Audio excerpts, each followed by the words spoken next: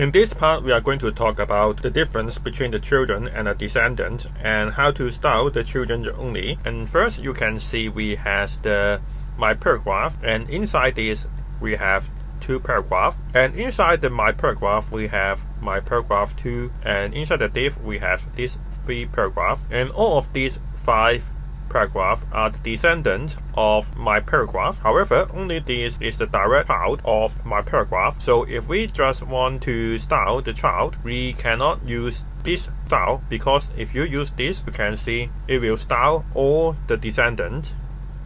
If we want to style the child only, we can add an angle bracket forward between the my paragraph and the p tag, so just like this, and save it. Now you can refresh and you see this only style the direct child of the my paragraph.